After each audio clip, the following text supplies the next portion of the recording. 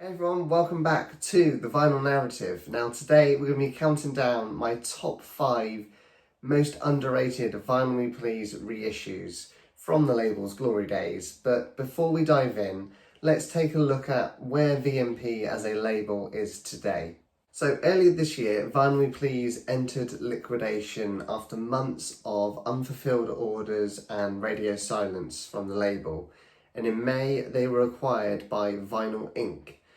These are the same folks who took over Bandbox, and they've promised to kind of restart the service, honour existing memberships and rebuild the brand. But to be honest, with outstanding debts and cancelled orders and quite frankly trust at an all-time low from the vinyl community, it's hard to kind of see how this new VMP is ever going to be able to recapture what made them special in the first place. But I will follow them very closely. I'm not going to be diving into purchasing anything from them yet, but we will see what happens with them. And that's why today I wanted to take a moment to kind of celebrate the glory days of Vinyl Me Please, where they were consistently putting out, thoughtful and beautifully reproduced reissues that kind of gave collectors a reason to get excited every single month. There's this nice box that arrived on your doorstep full of fantastic vinyl. So I will be covering my top 5 reissues that I think are seriously underrated in the community. Kicking things off at number 5, I've chosen Hector Lavoe's Comedia. And now this is a soulful and enchanting salsa record that to me is just a sleeper hit from VMP's back catalogue. It's such a great example of how strong their curation was, and that's thanks in part to Andrew Winner-Stauffer and his team at Vinyl Me Please. Now, this release came straight off the bat, or the back of Ray Barretto's Acid. That record kind of blew a lot of people's minds in the Essentials track. I absolutely loved it, and I know others did too, but I think this one deserved the same kind of spotlight, The artwork is faithfully restored, where we've got Hector kind of dressed up as Charlie Chaplin there. It's one of the most iconic Farnier label covers, and Hector Lavoe, he had just a real knack for unforgettable imagery. And the vinyl was a AAA cut by Kevin Gray at Coherent Audio, pressed at GZ Media in the Czech Republic. And while GZ can be kind of hit and miss, this pressing is dead flat. It's reasonably quiet. There's probably just a little bit of noise in the kind of quiet passages between tracks and then the run-in, but Kevin's mastering really makes this album shine. The orchestration is beautifully separated, and it's got a strong low end with Hector's voice front and centre where it should be. There are a few tape dropouts on the kind of first track on the album, El Cantante, which is a bit of a shame, but I think Kevin's really done the best he could with the source material. The source tape was obviously probably not in the best of condition, but I'm really glad that this is a AAA pressing, because I've never seen an original of this on the market at all, and I doubt I'd ever find one, to be honest, especially in super clean condition. So overall, this pressing, I think it really captures the heart and soul of the album and just proves how good the VMP Classics track could be. In at number 4, we have Nina Simone's Baltimore. This is her 14th studio album, released back in 1978 on CTI Records. A quick side note, actually, I'd love to see some more CTI titles released by an audiophile label. I just think they've got an incredible catalogue, and I'd love to see that happen. But anyway, back to this album. This is just silky smooth and sometimes even like arresting, and I think that it kind of reflects the recording process, which was famously tense. Nina kind of clashed with her producer Creed Taylor, the Svengali behind labels such as Impulse, as well as CTI, and this record was just panned by critics for some reason, but despite all of that, I think Baltimore deserves a place in her legacy. Now, this was reissued by VMP in 2024, and this was actually a store exclusive, so this wasn't part of their Record of the Month range or anything like that. but they released this for her 100th birthday, or what would have been Nina's 100th birthday, alongside a repress of their reissue of Nina Sings the Blues, which I also have, and that's fantastic, and the live album Nuff Said, which is another great album by Nina. This one is limited to 2,000 copies.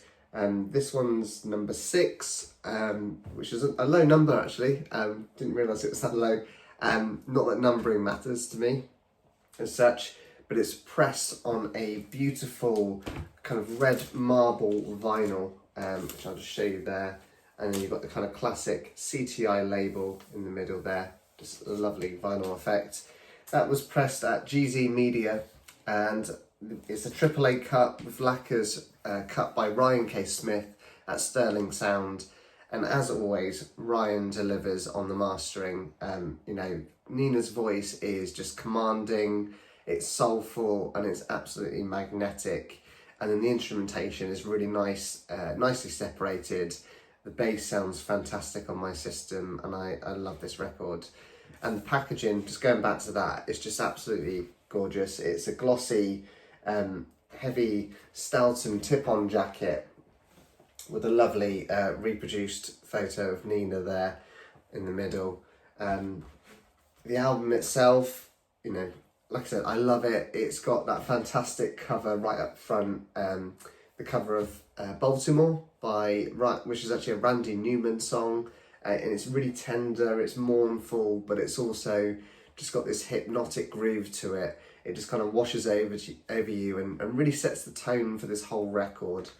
And I picked this up purely based on the strength of Nina's previous, or VMP's reissues of Nina's records, and I am so glad I did. In at number 3, we have a real left field pick, especially for me. This is Bill Frisell's Have a Little Faith.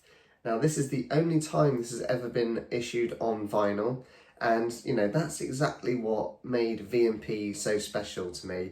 You know, where else would you find an album like this being reissued and given the attention that it had? Now, when I first streamed this, when I heard it was coming up on their calendar, you know, I didn't get it. But on second, I decided to give it a second chance, and it just all clicked for me. This album it's a bit of a weird one. It's part Americana, it's part Broadway musicals, part free jazz, and then you have some kind of really beautiful reinterpretations of classic songs on here as well. His cover of Bob Dylan's Just Like a Woman is like spellbinding to me, and his version of Madonna's Live to Tell, that is why I bought this record and took a chance on it. It's just absolutely stunning. The guitar work is emotional, it's delicate, and it just really elevates the song. And the gatefold itself of this reissue is beautifully done, especially considering the original art files for this album had been lost by the label Nonsuch. So VMP had to reconstruct it from kind of old photography themselves, and I think they've absolutely nailed it. You'd never be able to tell they've done that. It just looks fantastic, and then it's a nice, just a lovely picture that sums up the kind of vibe of this album actually on the back. And then on the inside you've got a great picture of all of the players on this band, including Bill himself. Yeah, lovely cover, and just nice Stelton tip-on jacket as well, which is what you kind of come to expect from VMP in their glory days. They just usually 9 times out of 10 they would nail the outer jacket themselves. Now the album itself is spread across 3 sides. So you have the first disc, which has, you know, kind of the Billy the Kid suite on there, and then it also has the covers on side B, and then side C of the album has got more covers and takes on kind of musical numbers as well from kind of American Broadway musicals and plays. And then I've shown you the wrong album, sorry, I'll get the other one out. But the kind of side D from this album is a lovely etching, which I'll show you now, of, I think that comes up on the camera, there you go. Bill Frisell's Have a Little Faith just comes up on the etching there, which is a really nice touch. And actually the second disc with the etching actually sounds better than the first. It's probably because there's just more space and it's not been stamped on the other side, which can sometimes affect the audio quality. But, you know, I think it sounds great anyway. Again, remastered by Ryan K. Smith at Sterling Sound, pressed at GZ Media. It sounds fantastic. It's, you know, there's probably a little bit of noise in between the gaps, but it's pretty quiet actually, especially for GZ standards. The mastering by Ryan, the sound stage is an interesting one all across this record. It kind of, you know, there's nice clean separation of the instruments, but at some points it's really wide sound stage and it's kind of lifted outside of your speakers, and then occasionally it's quite narrow, but it's not compressed, you know, it still sounds really good, and on my system the mid-range really shines on this record. So it's not a bad job at all. It's just probably an artistic choice that Bill and his group chose to have a narrow soundstage on some tracks. So I don't know. But anyway, this is one of those reissues that I think proves that VMP, their classics track, could just open doors to music that you'd never have discovered otherwise. I certainly wouldn't have had this on my radar, but I'm really pleased that I took a chance on this. Okay, at number 2, we have OC's Word Life. Now, this is just a stone cold East Coast hip hop classic in my eyes and ears. The beats are laid back and they're kind of jazz woven throughout as well. But played on vinyl, this just sounds like a dusty summer's day to my ears, except with all the pops and crackles, they're not there, thankfully. The artwork is, you know, it's quintessential 90s hip hop. It's faithfully reproduced here, but they've actually chosen to make this a gatefold, which is actually quite rare for the genre.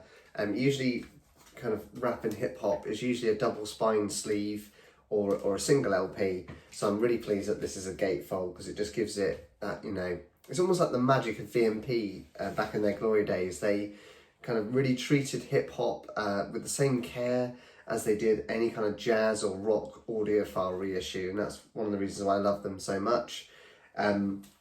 This was remastered by Cicely Balston at Air Mastering over here in the UK, and it was pressed at GZ Mastering, pressed at GZ Media on this. Yeah, you'll love it when you see it. It's a really striking yellow A and black B marbled vinyl effect. Which that is the side A of this one, and then side 2, so it's a lovely kind of marbling effect. And then I'll show you the other record as well, because, you know, no one record is obviously going to be alike, and it looks fantastic. You know, I really love this effect, especially on my side C here, which I'll show you. Just looks stunning, I think. And then it's, yeah, completely different again on the other side. So really lovely vinyl. This is really flat as well, really flat vinyl. It's, you know, mostly quiet. There's a little bit of noise between the tracks and on the run-ins, but it's nothing too distracting. And it kind of adds to the kind of vibe of the record almost as well. Okay, so the standouts on this album for me are probably the title track, Word Life, Born to Live, fantastic track, Time's Up, and Majukes as well. The low ends and the mids sound just absolutely fantastic. Cicely has done a stellar job with that. And the beats hit when they need to, but the vibe is still laid back and smooth. And I think this pressing just shows why VMP's rap and hip hop track was just, it became so essential. They were bringing kind of near audiophile care and treatment to albums that, you know, defined the genre. So a fantastic pickup for me, OC's Word Life. Okay, so we're in at number 1 now, and it has to be Santigold's self-titled debut album, Santigold. Now, this was originally released as Santigold, or Santigold. This is actually an anniversary reissue of this album, and it marks the first time that this was pressed under her new name, Santigold. This was actually the record that made me sign up to Vinyl Me Please as well, so it holds a real special place in my heart for that as well. Because, quite frankly, the original pressing is just so damn expensive. and I don't regret it for a second signing up to VMP because they gave me this absolute beaut. The packaging is beautiful. It's a thick gatefold with amazing colour representation. The only kind of downside to the packaging, I guess, is I would have really loved it if they could have got some sort of gold foil effect on the front there. That is just a flat profile picture, but nicely reproduced still. A little bit of, it's a bit low resolution maybe, but I don't know what the original art file was like, because the CD is probably exactly the same. But instead of doing the kind of gold effect on the front cover, what they've chosen to do is actually go for a metallic gold vinyl, which I'll show you now. It's a lovely effect. And, usually gold vinyl for me can, there's always problems with it. It's either really noisy or it's going to come out warped for some reason. I don't know what it is about the gold compound. But this pressing is flat, it's really quiet, and there's just hardly any surface noise at all. I think I just got really lucky with this copy. It sounds fantastic. And Ryan K. Smith, he cut the lacquers and he's just absolutely nailed it. The instrument separation on this is absolutely superb. The percussion just has a real snap to it. The bass is deep and defined, and then you've got Santi's voice. Her vocals are just, they've never sounded better. They're out in front, but not too far forward that they're getting, standing too far from the band. It's all nicely all balanced together. Just sounds amazing to my ears. Okay, so there we have it, my top 5 most underrated reissues from Vinyl Me Please. From salsa to hip hop to avant-garde jazz, and even a bit of the priestess of soul in there herself. These records are just what made VMP such an exciting label to follow back in the day. But now I want to hear from you. What are your favourite VMP reissues? Were there any kind of hidden gems in your collection that you picked up over the years that I might have missed and I need to get that resolved? Let me know in the comments. I'd love to hear from you. And if you've enjoyed this rundown, don't forget that you can like this video and subscribe for more vinyl deep dives. And I will see you in the next spin.